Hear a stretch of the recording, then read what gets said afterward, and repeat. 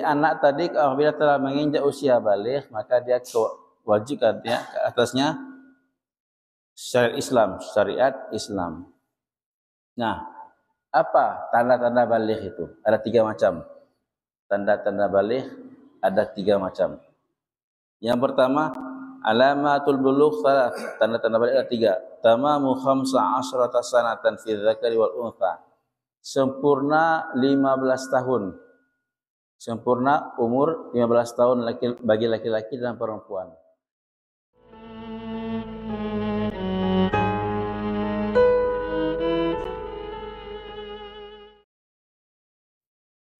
Assalamualaikum warahmatullahi wabarakatuh.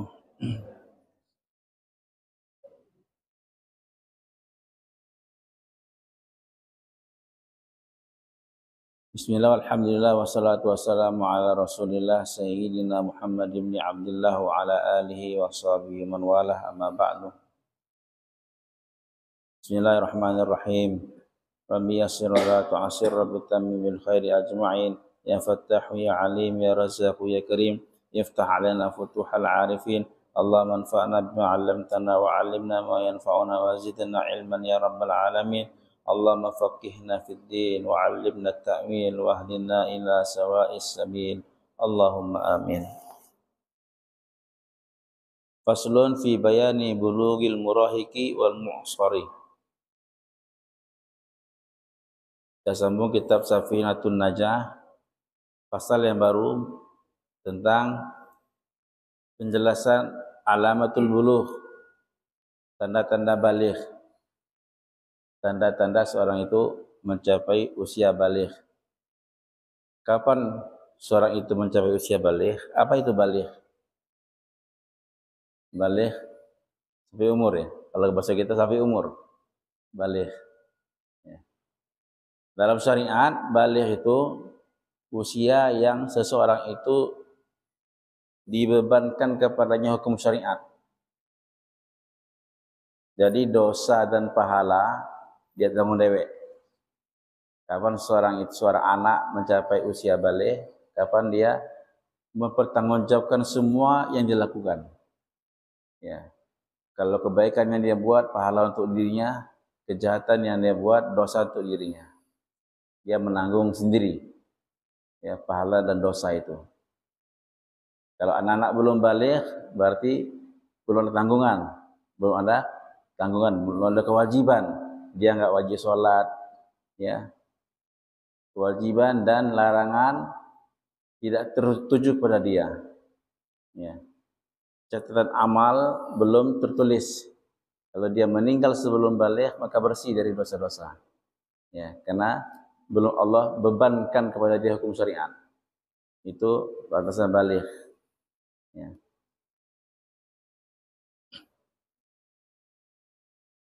Tetapi Rasulullah SAW ajarkan kepada kita, anak itu ya walaupun dia belum baligh, walaupun anak kita belum baligh, berusia umur 7 tahun, muru auladakum bis-shalah wa hum abna'u sab'in. Perintahkan anak-anak kalian untuk salat umurnya mereka 7 tahun. Anak 7 tahun SD kelas 1 kelas 2 masih ya. Itu disuruh untuk salat, belum baligh itu. Belum baligh. Tapi disuruh untuk salat untuk apa? Padahal belum wajib bagi dia salat. Belum haram bagi dia meninggalkan salat. Tapi untuk melatih dia. Sebelum menginjak usia baligh, latih dia dulu untuk terbiasa salat. Sehingga anak kita ketika menginjak usia baligh sudah terbiasa dengan salat. Sudah takut dia meninggalkan salat. Nah, itu anak-anak kecil, Pak ya. Nah, ini di masjid nih ada anak kecil satu ya. Masih kurang, Pak ya. Apa-apa ini semuanya punya anak-anak kan. Ya. Masya Allah. Di masjid sekarang mirisnya, di masjid sekarang yang hadir sholat berjamaah itu orang tua-tua, Pak ya. Anak muda ke bawah ya, anak remaja, anak-anak kecil seperti enggak wajib sholat. Seperti bukan urusan mereka ke masjid. Masya Allah ya. Padahal di masjid itu semua umur. Nabi mengatakan wadribuhum 'alaiha wa hum abna'u 'ashrin. Pukullah anak kamu karena tidak sholat. Pukul, disuruh pukul. Pukulan yang mendidik, bukan pukulan yang menyakitkan. Pukullah dengan pukulan yang mendidik anak kamu apabila dia tidak sholat sedangkan dia berumur 10 tahun. Umur 10 tahun mulai pukul. Ya, belum balik juga itu, belum balik. Nah, menunjukkan kepada kita tentang pentingnya sholat. Tentang pentingnya sholat. Kemarin kita sudah bahas kan tentang pentingnya sholat. Ya. Islam itu cuma dua yang paling penting. Iman dan sholat. Syahadat dan sholat. Karena haji mungkin karena nggak mampu, zakat nggak mampu, puasa nggak mampu karena sakit, tua. Tapi kalau sholat, ini nggak bisa ditinggalkan. Apapun keadaannya tetap sholat selagi masih waras. Kalau nggak sholat, berarti nggak waras lagi. Orang-orang yang nggak sholat itu adalah orang-orang yang nggak waras. Ya, orang-orang yang nggak waras. Walaupun waras otaknya, tapi secara ya dihukumi tidak waras. Karena 3 golongan saja yang boleh nggak sholat. Kalau kamu nggak sholat, 3 golongan saja. Pertama, belum balik. Anak tadi belum balik. Boleh dia nggak sholat. Yang kedua, perempuan haid. Perempuan haid. Boleh nggak sholat. Yang ketiga, orang gila. Orang gila. Nah, bapak masuk mana? Anak balik. Perempuan haid. Atau laki-laki haid. Ya. Atau orang gila. Anak belum balik? Tidak mungkin lah punya anak orang kan. Perempuan haid? Tidak mungkin laki-laki. Nah, yang ketiga kemungkinan. Ya, orang yang enggak sholat itu kemungkinan 3. Yang ketiga, orang gila. Lagi pentingnya sholat dalam Islam. Ya. Jadi anak tadi apabila telah menginjak usia balik, maka dia wajib katanya ke atasnya syariat Islam. Nah, apa tanda-tanda balik itu? Ada 3 macam. Tanda-tanda balik ada 3 macam. Yang pertama, alamatul bulugh salah. Tanda-tanda balik ada 3. Tamamu 15 sanatan fi dzakari wal untha. Sempurna 15 tahun. Sempurna umur 15 tahun bagi laki-laki dan perempuan. Anak laki-laki atau anak perempuan yang telah menginjak usia 15 tahun. Tahun apa ini? Tahun Hilaliyah. Tahun Hijriyah. 15 tahun Hijriyah. Bukan 15 tahun Syamsiyah. Bukan tahun Januari, Februari, tapi tahun Qamariyah. Ya, tahun Hijri. Nah, jadi kalau kita punya anak, ya, catat tahun Hijrinya, tanggal berapa lahirnya, 10 Muharram, 10 Safar, 13 Rabiul Awal, misalnya gitu kan, dicatat tanggal berapa lahir bulan Hijrinya. Karena semua perhitungan dalam Islam dikaitkan dengan tahun Hijri, bukan tahun Syamsiyah. Ya. Apabila anak telah mencapai usia 15 tahun, baik laki-laki perempuan, maka dia sudah balik. Dia menginjak usia 15 tahun, apa itu? Tahdidan. Apa tahdidan itu? Tepat. Tepat. Kalau 15 tahun kurang sehari, belum balik. Belum balik. Mesti 15 tahun pas. Kalau bisa, ini enggak wajib ya. Kalau bisa diketahui jam lahirnya. Misalnya jam 5 subuh, 1 Muharram, ya, 1 Muharram, 5 subuh 1446 misalnya. Maka 15 tahun kemudian, 15 tahun kemudian, 1 Muharram 1000 berapa? 460, ya, 61. 1 Muharram jam 5 subuh. Jam 5 subuh. Masya Allah. Itu tahdidan, yaitu pas. Ya, tapi untuk jam, ini ulama mengatakan tidak mesti. Tidak harus, karena susah untuk menandakan jamnya. Yang penting tanggalnya. Ya. Kalau tidak mimpi basah, tidak haid perempuan sebelum 15 tahun, maka menginjak 15 tahun dia sudah balik. menginjak 16 tahun sudah balik, walaupun sebelumnya dia belum haid, sebelumnya dia enggak pernah mimpi basah, ya tak ada apa-apa. Maka tanda baliknya apa? Dia mencapai usia 15 tahun. Itu Bu ya. Yang kedua, wal ihtilam fi dzakari wal untha li 9 sinin. Mimpi basah. Mimpi basah. Artinya apa? Keluar mani, keluar air mani.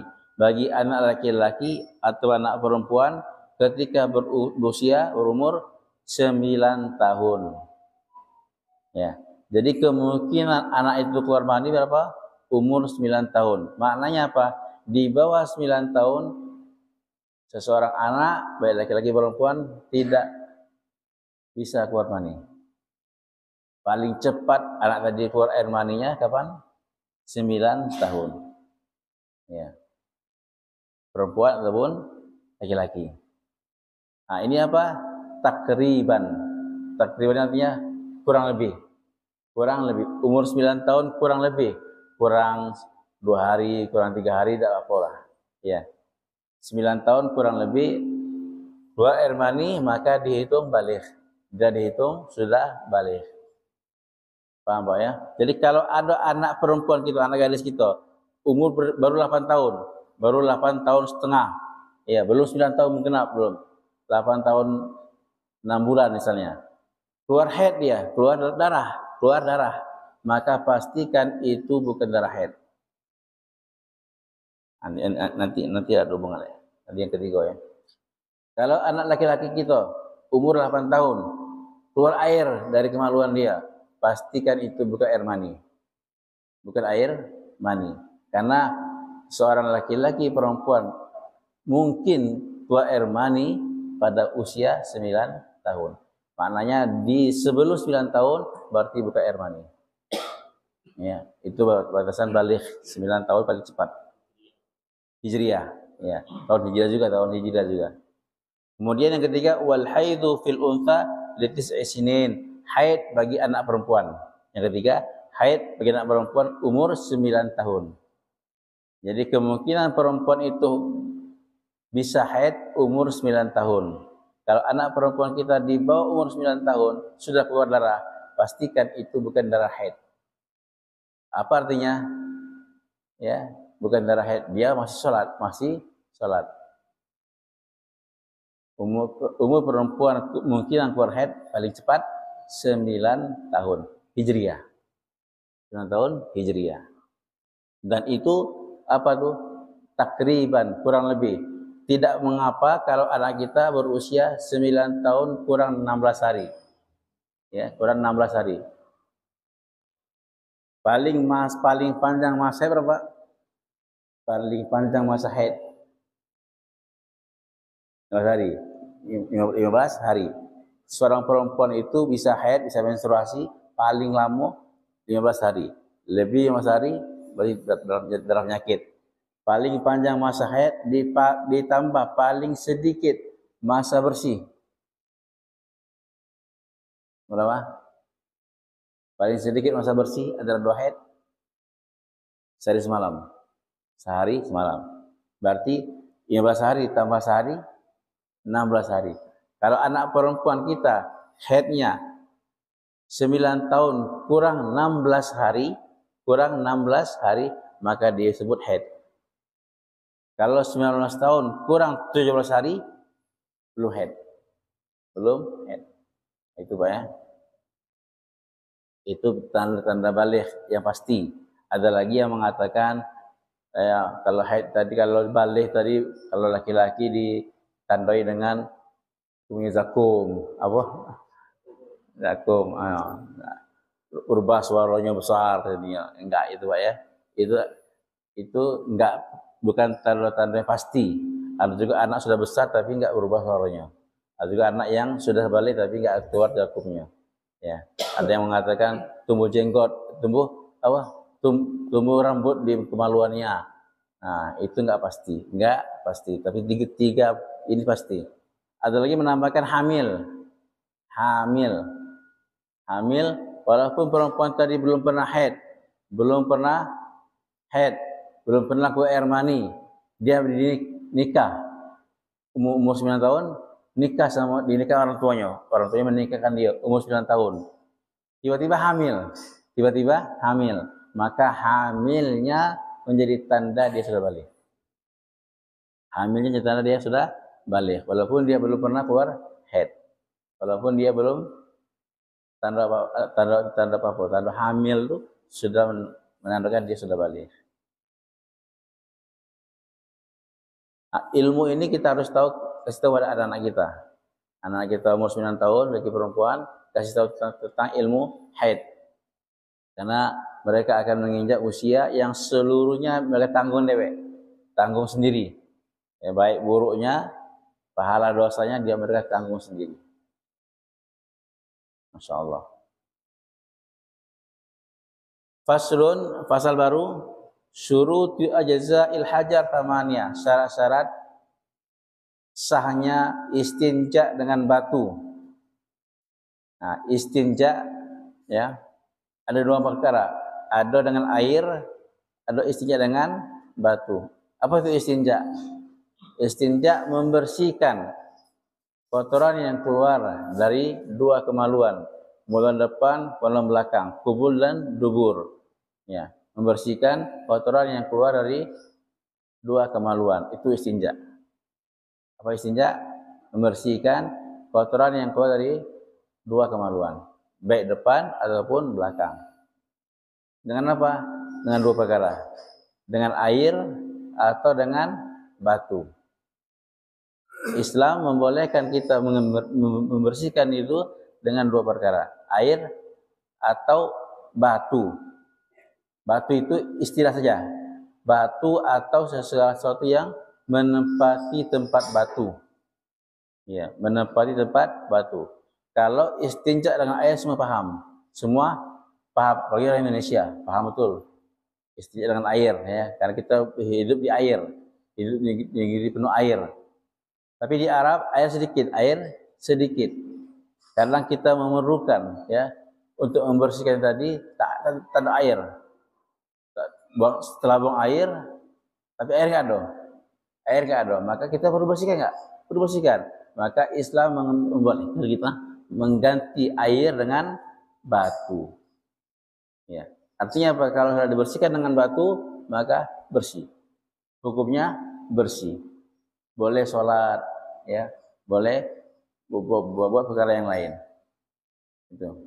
Nah, kapan istinja dengan batu itu menjadi pembersih, menjadi pengganti air.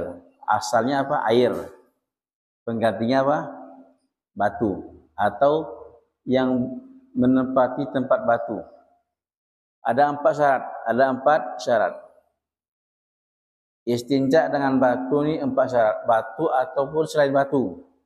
Ya, ada 4 syarat maka boleh. Yang pertama adalah bendanya tohir, suci. Bendanya mesti suci. Kita membersihkan kotoran tadi mesti dengan benda yang suci. Bagaimana benda yang najis bisa membersihkan? Misalnya bekas tai kerbau yang telah mengeras, tai sapi telah mengeras kayak batu ya keras. Ya, atau kita bersihkan dengan tai itu. Dengan tai bersih enggak? Enggak bersih. Syarat pertama mesti bendanya tohir, bendanya mesti suci. Syarat pertama. Maka tisu, boleh enggak tisu? Boleh, ya, karena bersih. Yang kedua, qali'. Qali' ini apa arti qali'? Mengangkat. Bisa mengangkat kotoran tadi. Kalau bendanya terlalu lemah, terlalu licin, seperti sutra, terlalu halus betul, itu tak ada kekuatan mengangkat. Tidak ada kekuatan untuk mengangkat, maka tidak bisa. Seperti apa? Seperti biji-biji delima. Ibu tahu buah delima? Tahu buah delima, Pak? Pakai itu. Itu kan kalau di gosok-gosok kan lepas dia. Maka itu nggak bisa. Bukan qali' mengangkat. Dia mesti bendanya ada kekuatan untuk mengangkat kotoran tadi. Ya. Yang kedua, pertama tohir, suci. Yang kedua qali, yang mengangkat. Yang ketiga apa? Jamid, benda keras. Benda keras, jamid. Kalau benda cair, air ya. Kalau benda antara air dan padat, bisa nggak? Seperti cebok dengan agar-agar. Agar-agar, cebok, tidak bersih, tidak boleh. Ya, benda yang menggantikan batu tadi mesti benda padat, keras, benda keras. Ya. Yang ketiga. Yang keempat, ghair muhtaram, mesti bendanya tidak terhormat. Tidak terhormat. Apa benda yang terhormat tadi? Hah? Apa benda terhormat? Ada tulis Quran, ada hadis, ketika kertas tulis Quran, hadis ya. Nama-nama Allah, nama-nama Nabi itu enggak boleh dipakai untuk bersuci. Ya. Mesti bendanya enggak terhormat. Artinya kertas kosong, ya. Daun boleh kita pakai daun, ya. Kain boleh kita pakai istinja. Ada 4 syarat. Kalau 4 syarat yang memenuhi, maka benda tadi boleh dipakai untuk istinja. Yang pertama, tohir, suci. Yang kedua, qali, ada kekuatan mengangkat. Yang ketiga, jamid, benda padat. Yang keempat, ghair muhtaram, enggak terhormat, tidak terhormat. Ada 4. Maka boleh enggak Ustaz beristinja dengan menggunakan tulang hewan? Boleh enggak? Hah? Boleh enggak? Nah, tulang hewan. Kalau tulang hewan tadi masih menyatu dengan tubuhnya, masih hidup dia, enggak boleh. Ya. Tapi kalau tulang hewan terpisah dari tubuhnya, tinggal tulang, boleh. Ya. Cebok apa? Enggak ada daun, enggak ada sabun ya. Ada ekor sapi, pakai ekor sapi, boleh enggak tuh? Enggak boleh. Ya, enggak boleh.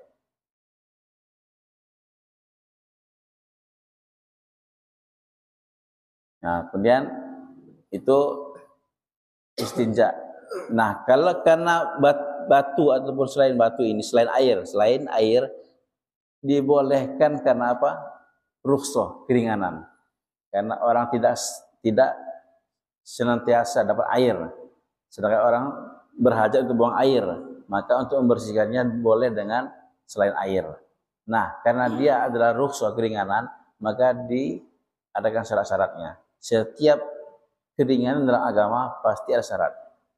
Setiap keringanan dalam agama pasti ada syarat-syaratnya. Kalau kita buat dengan sesuai dengan syarat-syaratnya, maka sah. Ya, padahal ya, mungkin Bapak-bapak Ibu-ibu karena hidup di Jambi banyak air, enggak merasakan ya. Tapi kita coba pikirkan, cebok ya, itu cebok kita buang air besar nih. Ada air, cebok dengan menggunakan batu. Menggunakan batu bersihkan tuh. Bersih enggak, Pak? Bersih enggak? Hah?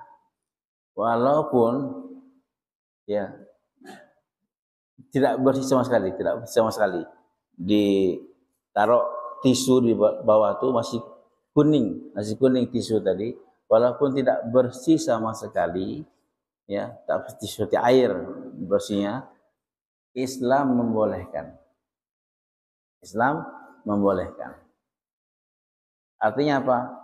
Habis itu tayamum, sholat, sah sholatnya. Nah, itu kemudahan Islam. Ya, kita belajar ini karena ada dalam kitab Pak ya. Karena walaupun dipraktekkan orang Indonesia enggak, kecuali kalau di bandara-bandara. Bandara-bandara sekarang ini mulai sudah pakai WC-nya, WC barat, WC kering. Tak ada basah, tak ada air sama sekali. Jadi disiapkan tisu disiapkan. Jadi habis buang air, kecil atau besar, ke tisu lah di pesawat. pakai tisu. Itu berlaku ilmu nih. Istinja dengan tisu, dengan batu. Apa syarat-syaratnya? Yang pertama harus dengan 3 buah batu. Ya, 3 buah batu ataupun selain batu, 3 buah tisu. Harus dengan 3 kali. 1, 2, 3. Itu. Walaupun saya kita kencing kan, walaupun dengan 1 kali sudah bersih, sekali sudah bersih, minimal 3 kali. 1, 2, 3. Ya, minimal dengan 3 batu walaupun sudah bersih dengan sekali basuhan. Itu minimal dengan 3 buah batu. Kalau 3 kali 3 batu belum bersih juga, buang air besar misalnya, 3 batu belum bersih juga, maka wajib sampai bersih. Wajib sampai bersih. Intinya bersih, tapi minimal 3 batu. Kalau 3 batu sebelum 3 batu sudah bersih, wajib disempurnakan 3 batu. Kalau 3 batu belum bersih, maka wajib sampai bersih. Itu Pak ya. Dan syarat yang kedua, ayunaqal mahal, dia membersihkan tempat keluar. Membersihkan tempat keluar. Yang ketiga, alla yajifan najis. Najisnya enggak kering. Najisnya enggak kering. Kenapa?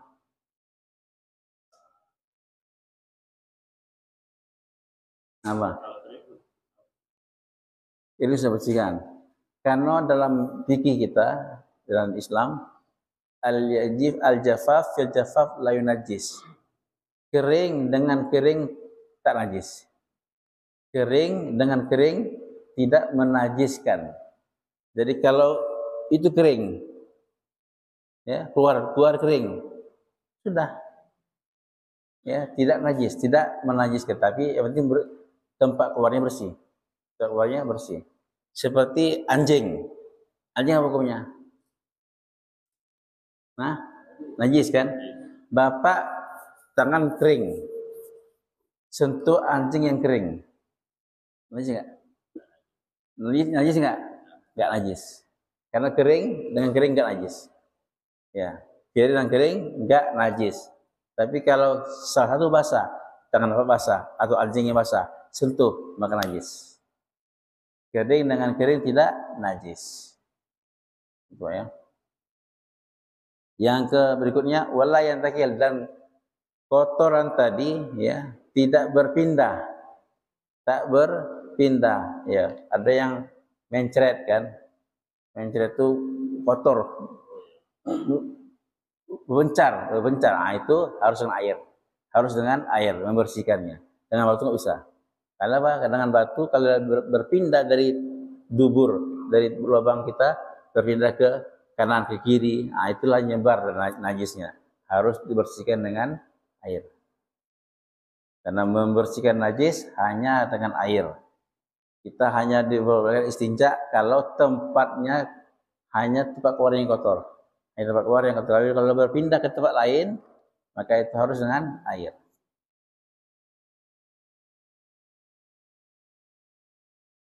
Kemudian batu ataupun benda yang digunakan haruslah suci, Ya, ini saya cepatkan aja karena mungkin nggak terlalu penting, maka kita sekali-sekali cuma kalau kita ke bandara ya, naik pesawat ya, ataupun naik pesawat 8 jam yang umroh 8 jam naik pesawat.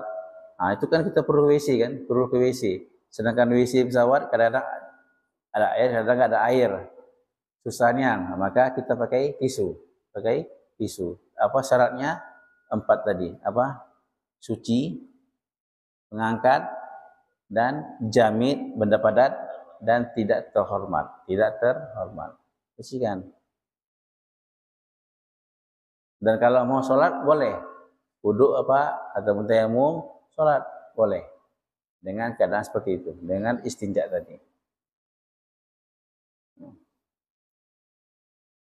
Faslun fil wudu, tentang wudu. Ini panjang ya, tentang wudu. Furudul wudu 6. Rukun wudu ada 6. Wudu, rukun wudu ada 6. Apa arti rukun? Satu yang harus dikerjakan.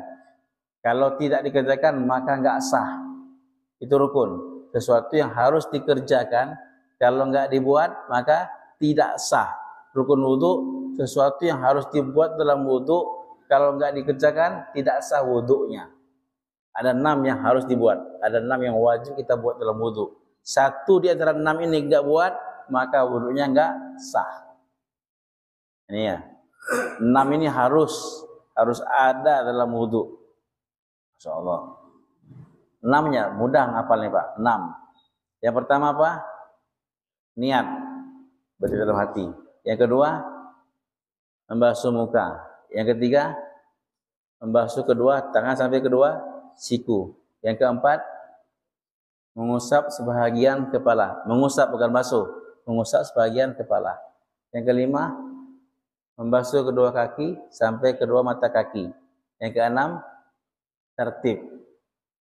6 itu saja.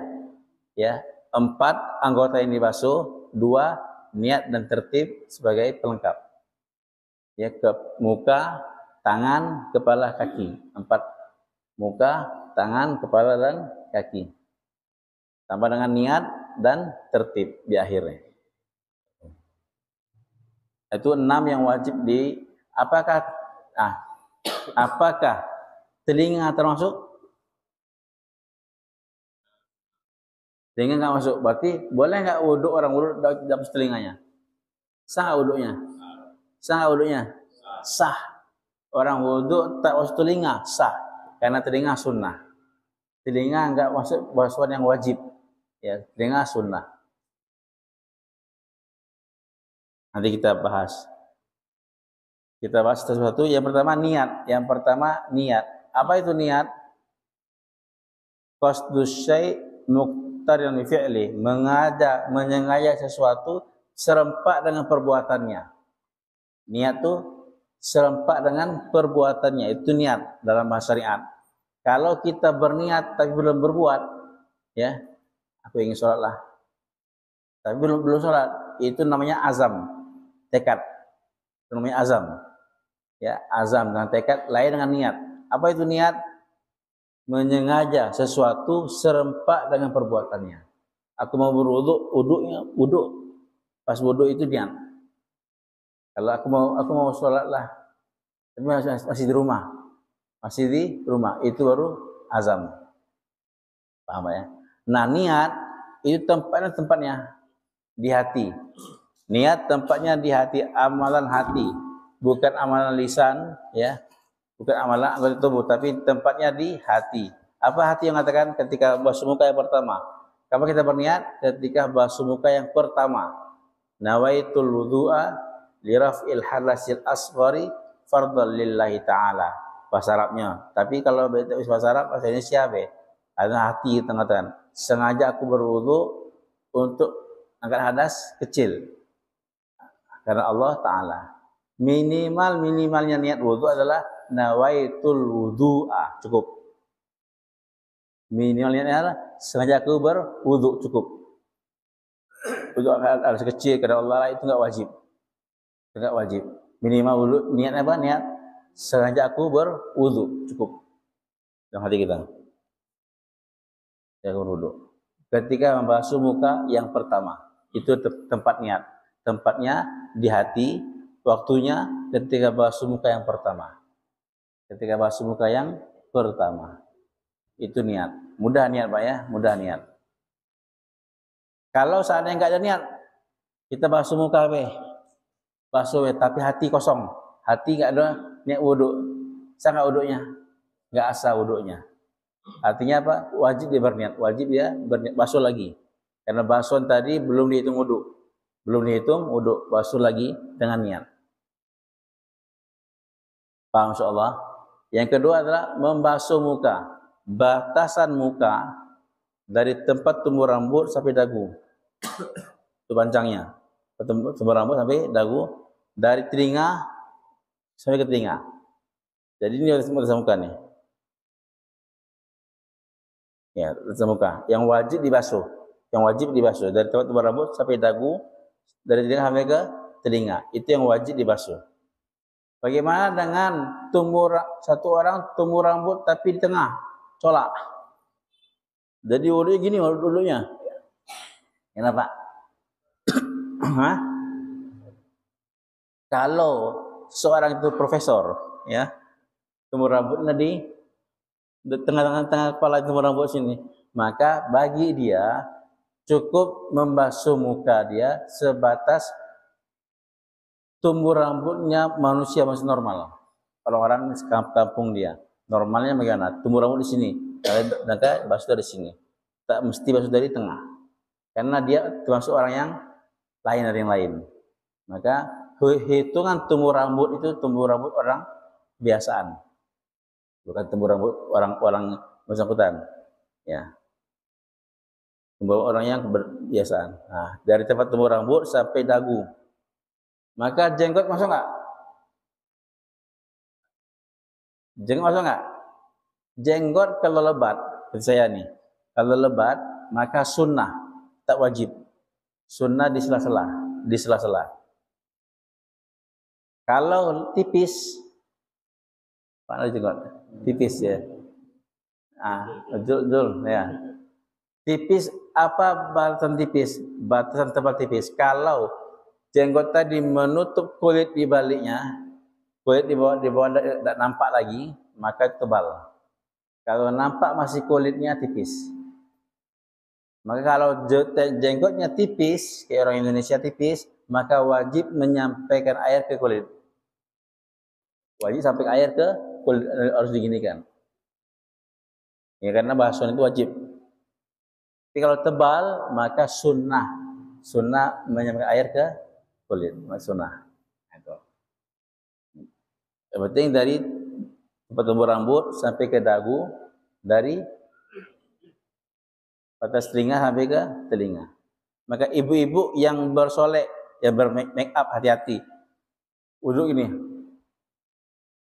takut lipstiknya hilang.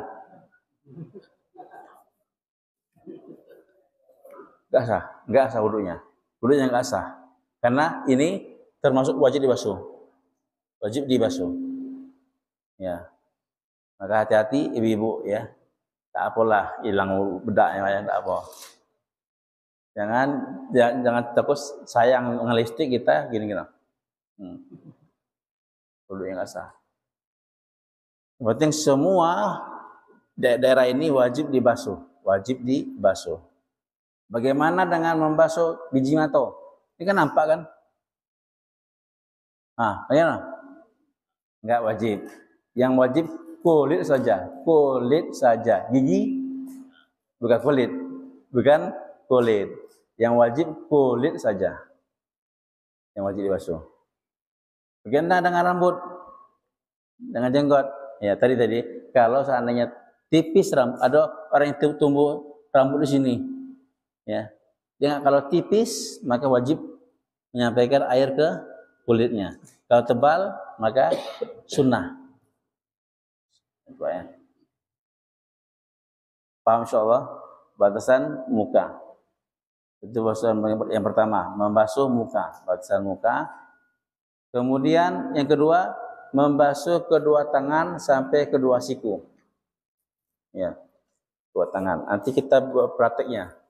Ya, mungkin kalau bisa hari ini, kalau enggak minggu depan, pertemuan berikutnya kita praktekkan cara wudhu. Membasuh kedua tangan sampai kedua siku.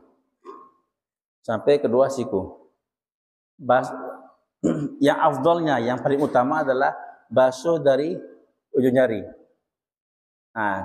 Dari sini ke bawah airnya. Ini ke bawah, bukan basuh dari sini. Ya. Keran kan, kita duduk keran biasaan. Boleh nggak? Boleh, sah. Cuma kurang afdal utama. Utamanya ambil tapung air, ini kan. Tapung air, ini kan. Jadi turun dari atas ke bawah. Ya. Dalam Quran, "Famsahu wujuhakum wa aydikum ilal marafiq," dan basuhlah tangan kalian sampai ke sampai ke siku. Jadi airnya apa? Air mengatakan sampai ke siku. Arti air tadi sampai ke siku. Bukan dari siku ke bawah, tapi dari ujung tangan ke siku. Tuh. Nah, ini wajib dibasuh semua, wajib basuh semua. Sampai pergelangan ini. Ya. Putaran ini wajib dibasuh. Banyak orang yang berwudu ini enggak terbasuh. Ini enggak terbasuh. Apalagi pakai baju panjang. Dia wudu gini. Ini kan enggak sah. Karena enggak terbasuh. Ya. Maka kalau pakai tangan panjang, wudunya dilebarkan betul sehingga terbuka. Sehingga pastikan terbasuh. Putaran ini semua wajib terbasuh. Bagaimana dengan tangan yang potong? Tangan orang potong. Tangannya sampai pergelangan cuman. Ini putus. Yang tangan wajib basuh sisanya. Wajib basuh dari sini ke sini. Bagaimana dengan di sini? Wajib basuh apapun yang tersisa setelah siku. Wajib dibasuh. Ya, apapun yang tersisa setelah siku wajib dibasuh. Tapi kalau tangan yang terpotong di atas nih, di atas siku, wajib nggak dibasuh? Nggak wajib. Tak wajib dibasuh. Dilap nggak wajib juga. Tapi kalau mengelap boleh, sunnah. Tapi kalau wajib nggak. Kalau potongan tangannya terpotong di atas siku, maka tak wajib dibasuh. Tapi potongan tangan yang terpotong setelah siku wajib dibasuh. Soalnya. Nah, dahulukan kanan dari yang kiri itu sunnah. Mendahulukan kanan dari yang kiri itu sunnah. Kalau ada orang berwudu kiri dulu, baru kanan, sah wudunya? Sah wudunya, tapi tak dapat pahala sunnah. Wudunya sah, tapi tak dapat pahala sunnah. Karena mendahulukan kanan dari kiri itu sunnah. Jadi kanan dulu, ya, baru kiri. 3 kali apa? 3 kali.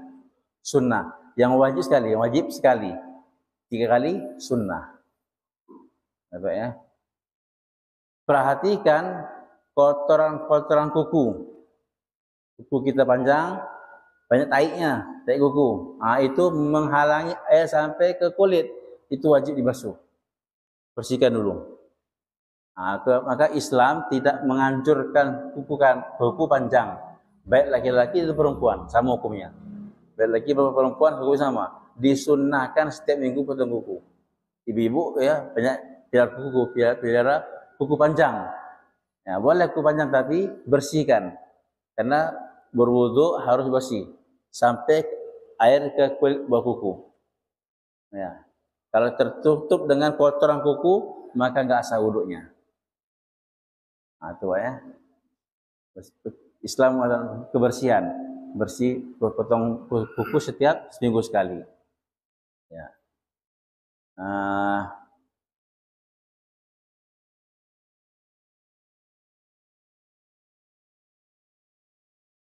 Itu basuhan rukun yang ketiga, niat, membasuh muka, membasuh kedua tangan sampai kedua siku.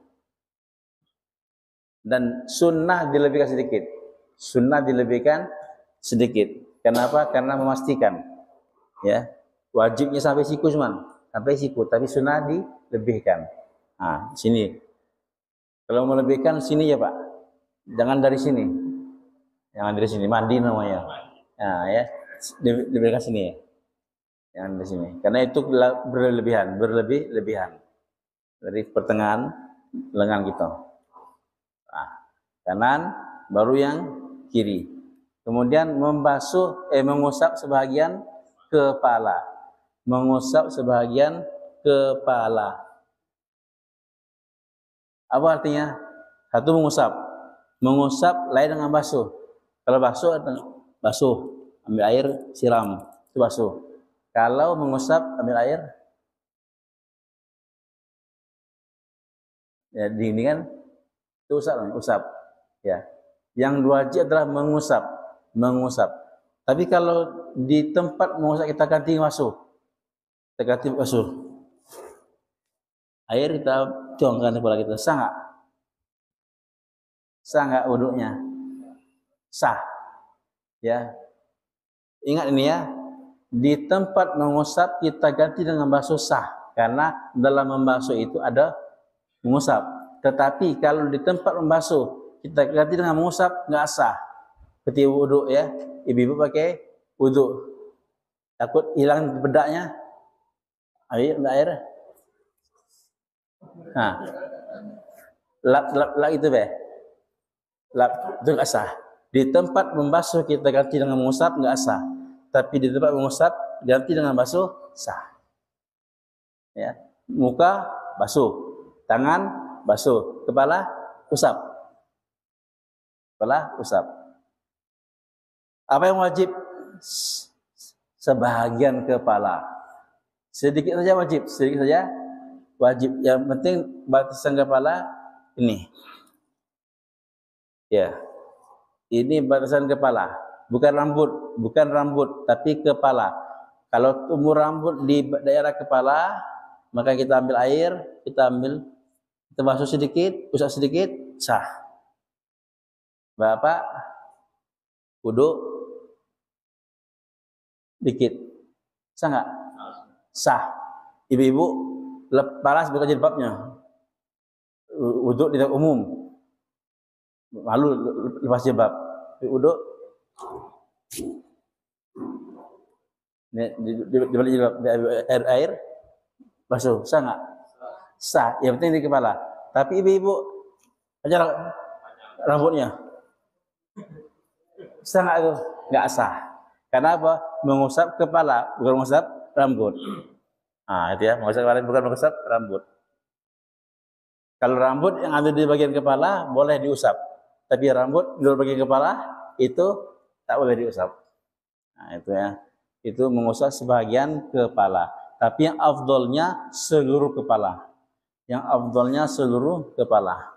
Laki-laki ya, laki-laki. Ambil air, buang. Nah, caranya 2 jempol ini di sini. 4 jari sini. Adik ke belakang. Depan lagi. Belakang dan depan. Ini enggak bergerak. Sekali. 2 kali. 3 kali. Itu sunnah. Seluruh kepala, sunnah. Kalau ibu-ibu rambut panjang cukup sekali be. Rambut panjang. Kalau rambut panjang payah, dibalikin. Dibalik payah. Ya. Masya Allah. Itu sunnah. Kalau jempol ini diikutkan, jempol enggak sini, gini, seperti gini. Maka untuk baliknya dibalik tangan. Ya, tangan dibalik. Karena dia sudah mustakmal. Sudah mustakmal yang ini. Ini balik. Ini balik. Tapi kalau jempol di sini, maka untuk membalikkan dia cukup gini. Karena belum mustakmal. Belum mustakmal. Itu cara yang terbaik, cara yang terafdal, ya, mengusap sebagian, mengusap seluruh kepala. Ingat bahasanya kepala, bukan rambut, bukan rambut. Nah, yang keempat apa? Membasuh kedua kaki sampai kedua mata kaki. Maka tak seperti tangan, tak seperti tangan. Ya, kita boleh membasuh dari mata kaki, basuh mata kaki. Ya, bukan gini, ya. Terbalik apa itu? Diakhirkan mata kaki enggak. Boleh basuh dari mata kaki. Nah, itu kaki. Ya. Basuh semuanya sampai ke mata kaki ini. Artikan wudhu kita sering enggak terbasuh di balik mata kaki nih, bagian sini, belakang nih, sering enggak terbasuh. Kalau enggak terbasuh enggak sah wudhunya. Putaran mata kaki ini wajib terbasuh. Wajib terbasuh. Nah, dan perhatikan sela-sela jari. Sela-sela jari. Nih, ada yang enggak terbasuh, maka dibantu dengan di sela-sela jari kita. Ya, basuh 3 kali, kemudian kaki kiri lagi. Basuh yang paling wajib menyela-nyela jari yang menyela-nyela jari kaki yang sunnah, yang afdal adalah dengan kelingking kiri, kelingking tangan kiri. Gunakan kelingking tangan kiri nih. Ya, dari mana? Dari bawah. Dari bawah. Dahulukan kelingking kaki kanan. Kaki kanan, ganis, tengah jempol. Dia, nih. Kemudian sampai terakhir di kelingking kaki kiri. Jadi gini.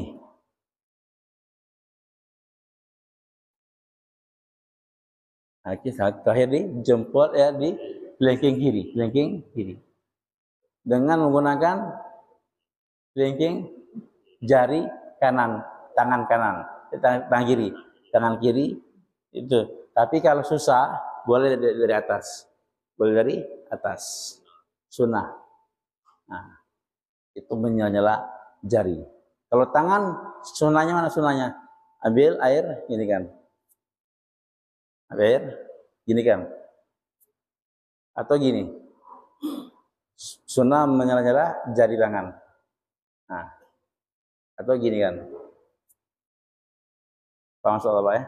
Itu cara berwudu. Dan yang keenam adalah tertib mendahulukan yang dahulu, akhirnya akhir. Artinya 4 anggota ini wajib tertib, muka, tangan, kepala, kaki, wajib tertib muka, tangan, kepala, kaki. Kalau ada berwudu kaki dulu, baru muka, enggak sah.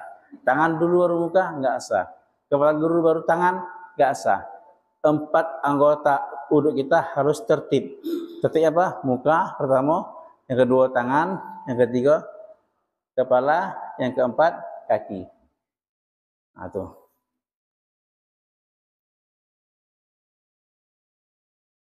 Sampai situ bisa dibahas Pak ya, wudu kita. Kalau dengan praktek, insya Allah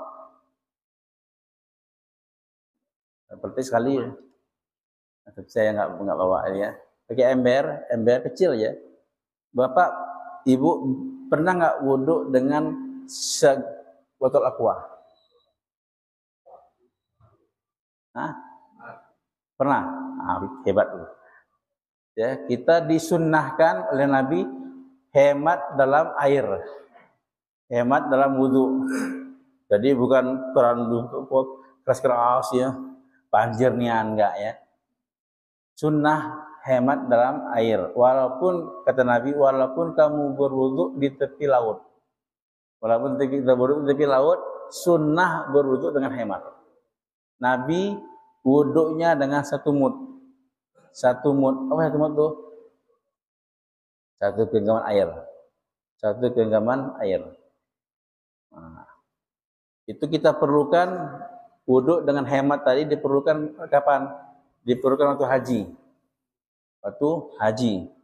Ya, Bapak di Mina, di Arafah, itu kalau ke WC, kalau ke wudu, laminan ngantrinya. Maka kalau kita wudu di masjid aja. Di masjid pakai botol aqua, dibentang kain ihram yang basah, wudu dengan aqua. Nah, itu latihan wudu dengan hemat. Nah, praktek yang demikian praktekkan ya. Satu gayung. Nah, mungkin pertemuan berikutnya kita praktekkan. Ada pertanyaan sini Pak?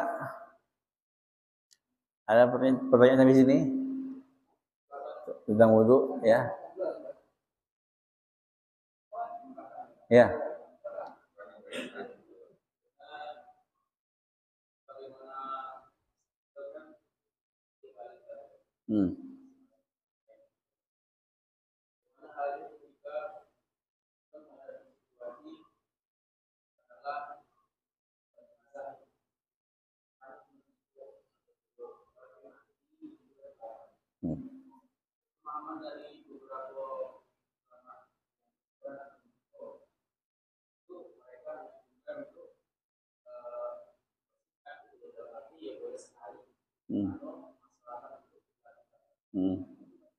Bagus tuh ya, kemaslahatan untuk orang banyak.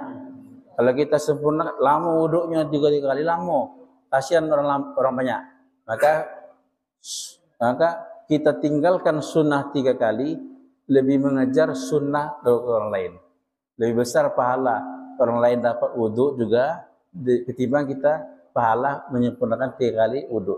Karena menyempurnakan wudhu 3 kali untuk diri sendiri, tapi mempersiapkan orang lain dahuluan awal dapat bagian bagi orang lain. Maka sunnah, kalau kata posisi darurat itu, maka saya kesal juga ya, masjid kurang kerannya, orang wudhu sempurnanya lamun wudhu 1 orang 5 menit, aduh ya Allah, nggak tahu ini ya.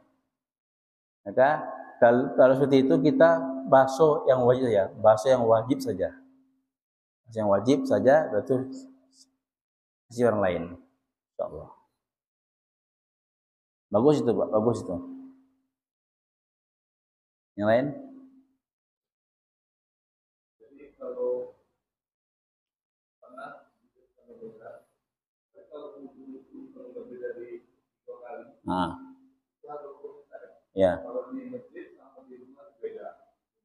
Sama wudhu 1 kali wajib, 2 kali diperbolehkan, 3 kali sunnah. 3 kali sunnah, 4 kali makruh. Lebih dari 3 kali makruh hukumnya. Kenapa? Karena dihitung mubazir, berlebih dalam menggunakan air. Jadi 4 kali makruh. Jangan masuk 4 kali. Apalagi 5 kali, ya. Lebih dari 3 kali hukumnya makruh. Sama saja di masjid atau di rumah ataupun di mana-mana, sama saja. Kalau wudhu itu kalau kita di rumah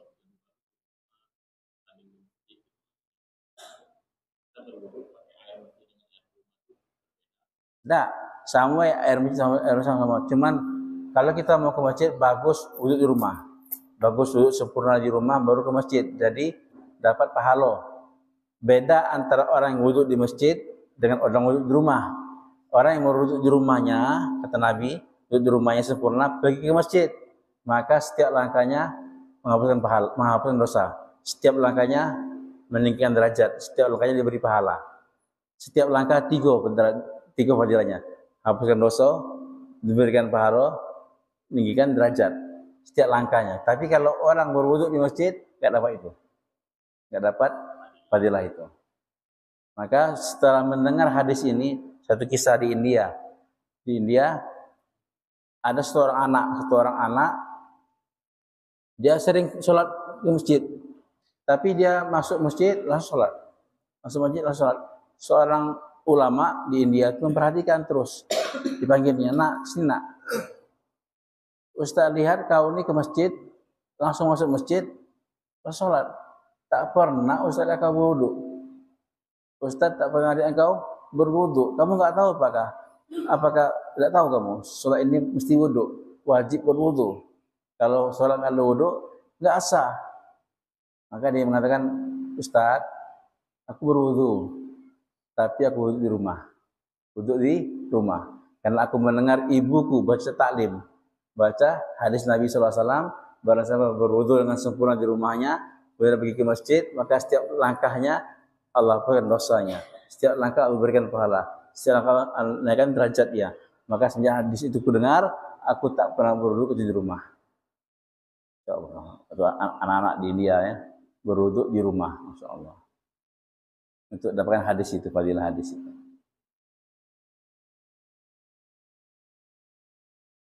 Lagi Pak? Yang lain? Jadi kalau kita wudhu di Bis.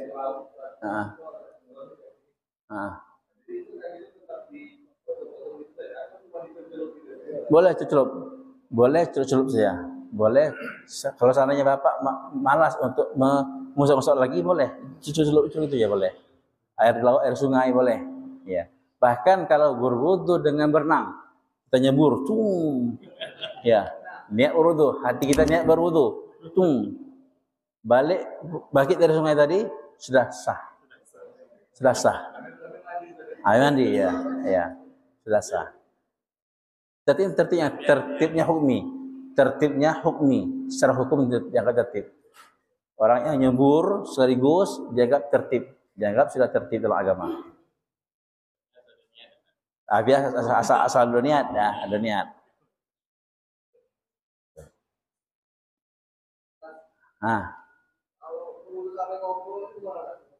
Wuduk sambil ngobrol bagaimana hukumnya?